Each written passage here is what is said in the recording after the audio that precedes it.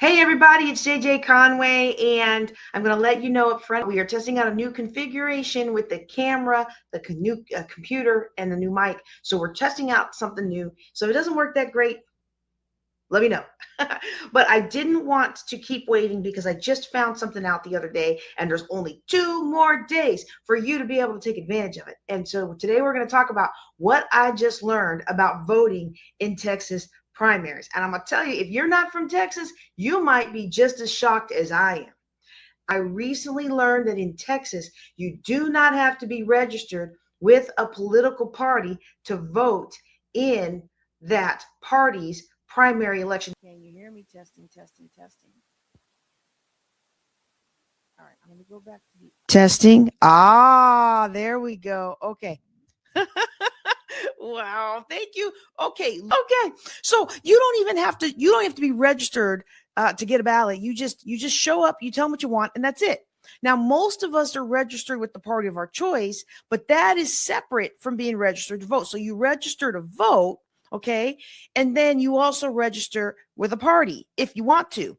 And I've voted how I vote, usually aligned with my interests and values and stuff, but I've usually not registered with a party per se.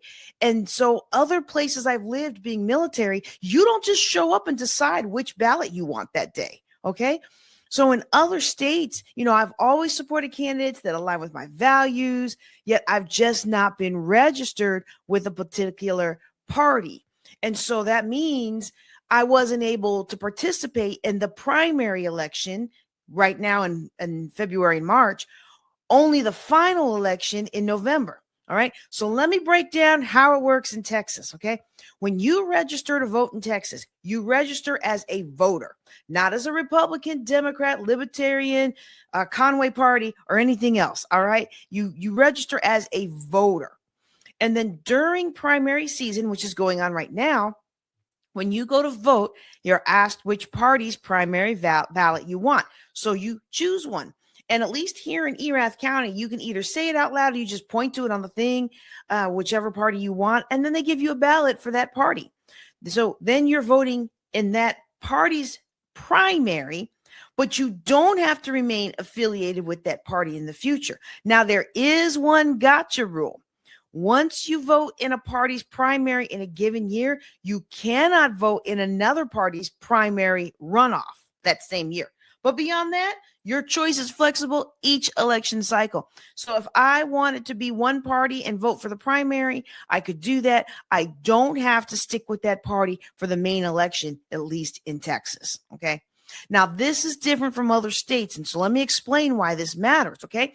Because in other states, some voters must formally register with the party in order to vote in that party's primary.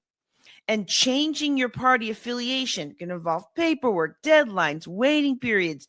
Like I said earlier, I've never been officially affiliated with any party. Now, I have campaigned for candidates. I've made phone calls.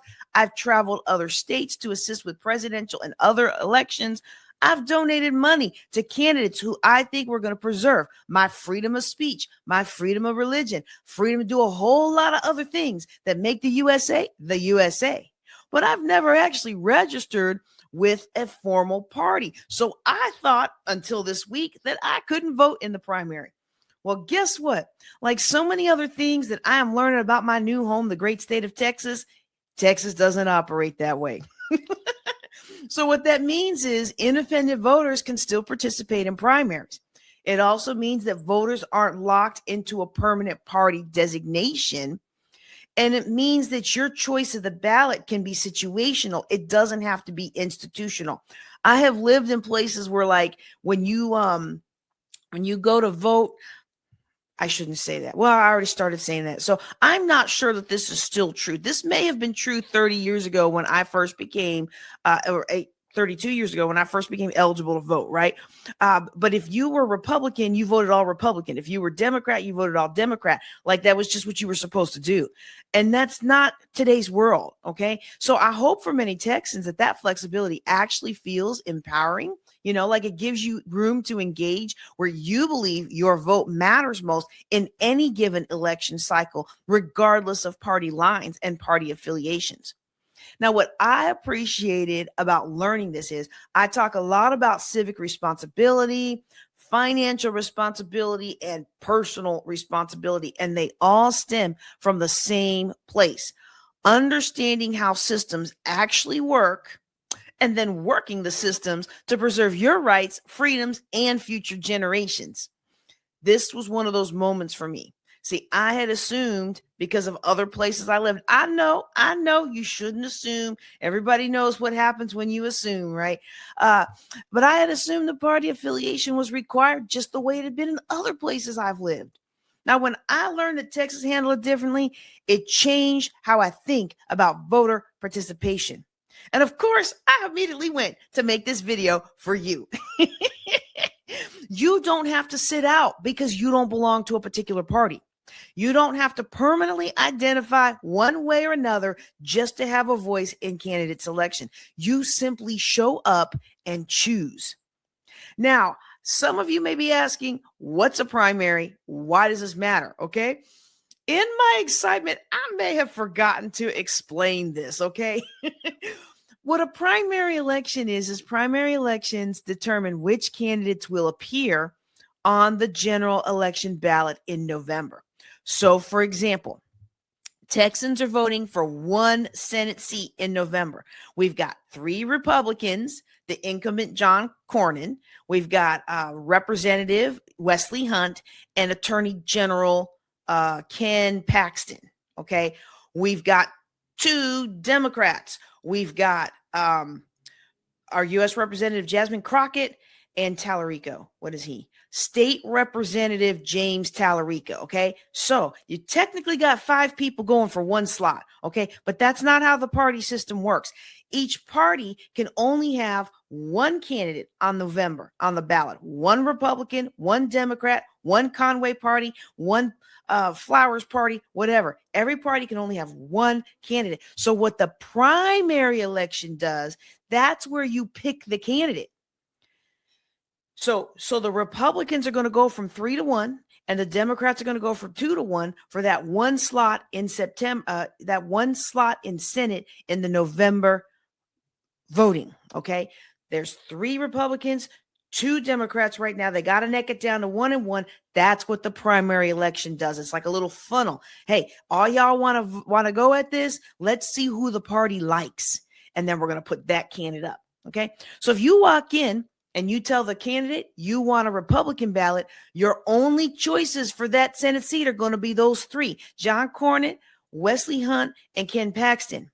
If you tell the polling staff that you want a Democratic ballot, your only choices are going to be Jasmine Crockett and James Tallarico. Okay. So when you go in to vote on a primary, make sure the names of the people you want to vote for are actually on that ballot. Okay.